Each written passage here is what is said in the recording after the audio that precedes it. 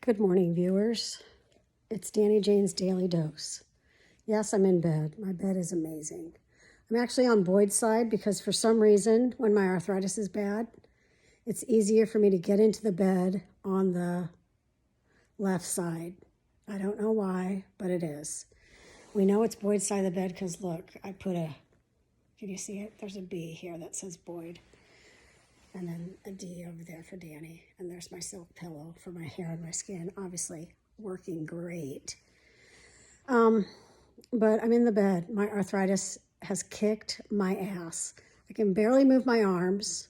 And I'm so mad about it. I called the wax man this morning and left a message and said, I'm done. I'm finished. I don't care what you put me on. Prednisone, who cares? I'm taking Tylenol and Tramadol like they're M&Ms. I got up at 6 a.m. this morning, went out, took 3 Tylenol and a Tramadol, and said to my husband, I'm going back to bed. And my daughter woke me up at 10 a.m. to say, Mom, I'm going to give Lola a bath. So that's me so far. So here's some topics for today. First of all, shout out to all the people that took my advice to put on some hair and makeup and pretend like they're actually working. I got a long text message from my sister who does hair every day. She's not doing makeup. She's giving her skin a break, which I heard some of that too. And that's good. That's fine. I vibe with that. But she is repping her company every day, wearing something Stockham Construction, keeping her phone close by in case anyone calls or texts her. And she's working in the coldest room in her house so that she stays alert and or uncomfortable. So that was good. And then my friend Laura White decided working from home, she was going to fluff up her hair and do her makeup and put on a cute outfit. And that's great. And my friend Liz Wiggins also the same. And I heard from Vicky and a few other people. Anyways, you guys are great. And it does make a difference. It makes a difference, 100%. And then my call out yesterday to call somebody that maybe needed a call that you might have been worried about. I know Boyd called the person that we were worried about, and they're doing great, and that makes my heart happy. And another friend called somebody that they were worried about, and they had a long conversation, and at the end of the conversation, she felt encouraged that the person was okay. So this matters. And also, I got a little bit of insider information. Well, not insider information, but I got a message from Tammy Snee, who I grew up with in Ohio. And she said, even people that live alone, they definitely need to be contacted, because even though they might not be sad or depressed, they're alone and living alone, maybe just them and their dog or just them. And those people are susceptible to feeling bad too. And then I just wanted to give a little accolade to my personal assistant, Dorina, who comes to my house every single day, complete hair and makeup. And, that's saying a lot, because really she could come here, be dressed and be draggled, and we'd be fine with it because she's just here to help. But she doesn't. She puts on a good face every day. Okay, so I'm having a hard time holding up the phone because it's my shoulders that are arthritic. So I'm going to put it down here, which is a weird angle, but you guys can vibe with it. Okay, so here's what I wanted to talk about. I think we all have a memory of this. I know I do. It seems like when we were growing up, like our moms would get together with their friends in the afternoon or even late in the day or whatever and have coffee. Like you'd go over to your friend's house, they'd like, oh, would you like a cup of coffee? Oh, I'd love one. Or someone would come over and the mom would say, would you like a cup of coffee? Sure, I'd love one. And they drink coffee in the day. So I drink coffee every morning. It's the first thing I do. 3/4 of a cup. I never even finish a whole cup. And that's it. So on Sunday, I said to my husband, I'm going to drink some coffee in the day. I think it's a cool thing to do. Da-da-da-da-da. Anyways, I drank a cup of coffee in the afternoon. I think it was like 3:30. Okay, I was wide awake. I went to bed at 11:30, but I was wide awake in the bed, still going, what the ever love in hell am I going to do with myself at 2:30 in the morning? So how did these women back in the day drink coffee in the afternoon and sleep? Were they all on Milltowns or something? Or how did they get to sleep? Were our moms really on drugs and we didn't know it? I mean, my mom needed drugs, but that was for bipolar disorder and she never took it. So she's a crazy fucker. But real moms, moms that we loved and adored, and they drank coffee in the day, how did they sleep? How did they sleep? It's just a mystery to me. I'm never freaking doing that again. Although, in that same vein, I've never gone to my friend's house, any friend, in the day, and they said, can I make you a cup of coffee? So I don't know, is anyone doing this? Does everyone remember this? I need some feedback on that. Okay, that was my first thing. Now this is kind of funny. I talked about Versailles a few weeks ago and how I'm watching the series. And I kind of got Grace hooked on it too, but oh my God, watching it with Grace is like sticking needles in your eyeballs because every 2 seconds she asks me a question. So not only am I watching Versailles, but I'm also giving her the history of the French Revolution as if I'm an expert on it. I'm not. But it's like, oh, who's William of Orange? Oh, where's that? Oh, how is she a princess from Germany? What was happening in the world at that time? Oh my God, did you not take history? Get away from me. Stop talking to me. I'm trying to watch Versailles. But anyways, the thing about Versailles is they all wear gowns, nightgowns. You know, they sleep in nightgowns. They're probably airing out their nasty bits because they never fucking bathe. But anyways, the other night, Sunday night, my wide awake night, I decided I was going to wear a nightgown to bed. I have one. It's my Christmas nightgown. You know, Christmas pajamas. So I wore my Christmas nightgown. Okay, I woke up not only uncomfortable because I hadn't slept, but I woke up Monday morning going, who the fuck wears nightgowns? Does anyone wear a nightgown? First of all, it must be for skinny people because your legs stick together. It's gross. Okay, nightgowns are disgusting.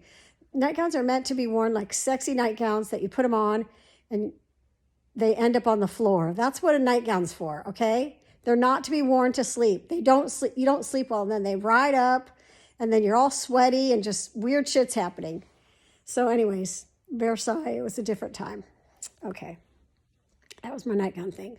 Then I talked about yesterday. Oh, this is so uncomfortable. But there's no good angle. I look like a crazy person. I'm going to try to sit up. There, I did it. Okay, so yesterday I had my physical therapy, you know, PT remotely, virtually, whatever it was. Anyways, and I mentioned to my physical therapist about doing PT in the cul-de-sac so he could come and watch me walk. And he was vibing with that. I think it's going to happen. I think it's going to happen this weekend. He's going to come. We're going to stay 6 feet apart, and he's going to watch me do things. Although if this arthritis keeps up, what the hell? It's going to be a freak show down there. But anyways, it's a good idea. So if anybody's doing anything like that, you know, the physical therapists and doctors and all that, they're doing everything remotely, like on Zoom or whatever. But I mean, if you have a cul-de-sac or a place where you could meet, it's just better to see them face to face, don't you think? So toss it out there, see if they'll go for it. Okay, that was it. I had one more thing, but I can't remember what it was.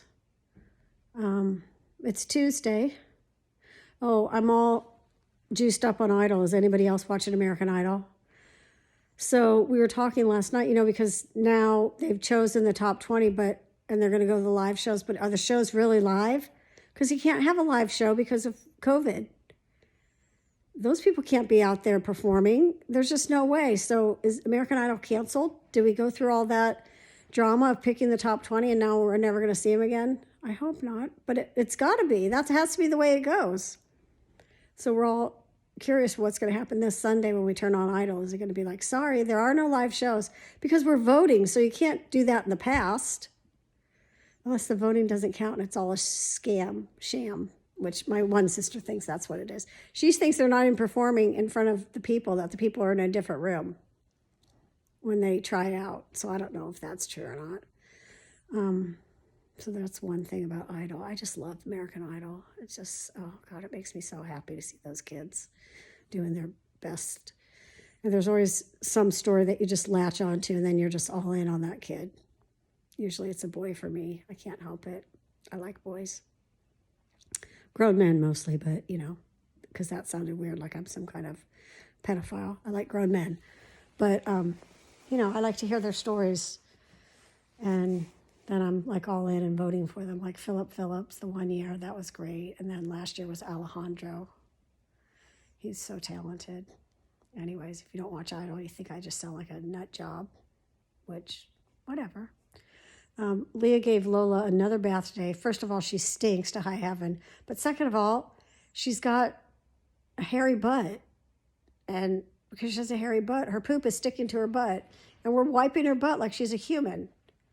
But Leah gave her a butt cut and a shampoo. But my bathroom now smells like wet dog, so I got incense going in there. Anyhow, okay, enough about me. So what else? COVID-19, you motherfucker. You've changed our goddamn lives. You've ruined everything, COVID. Everything is ruined because of COVID-19. And this shit could go on. We're going to be stuck in our houses until June 1st. I just know it. And then what? We're all going to run out like we've been in an insane asylum, released on a day pass? I don't know, but it's really serious and upsetting. My stomach's growling so loud. I hope that doesn't translate. Anyhow, I'm going to get up. I have to. And I'm going to take a boiling fucking hot shower and just try to sizzle the arthritis out of my shoulders and wait for my doctor to call me back and say I called in a prescription. And someone needs to go to the groceries for me. I would send Dorina. I'm probably going to have to send Dorina with a list. But it's troubling, and I love her to death, but she's ESL, so sometimes it's stressful when she goes to the grocery. Maybe I could translate it into Czech Republic, into Czechoslovakian. Wouldn't that be funny if I wrote my grocery list and then said translated it to Czech? Then she'd know exactly what to get. But they're all English words anyways. Okay. I sounded like a bitch just there, and I'm sorry. Okay, my daughter's calling me. Here she comes. Yes. Are you okay? I'm great.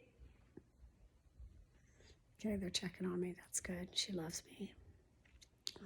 Okay.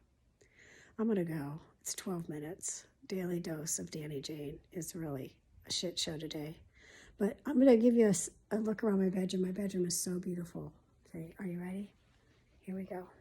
There's the dresser with the picture from New York. The chaise with all the pillows that go on the bed. Look at my view. This is what I look at. I wake up in the morning, and this is my view. Then I have 2 chairs over there for people that like to sit. Yesterday, Boyd came home from work, and me and all the girls were in here just laying around. It was great. Okay.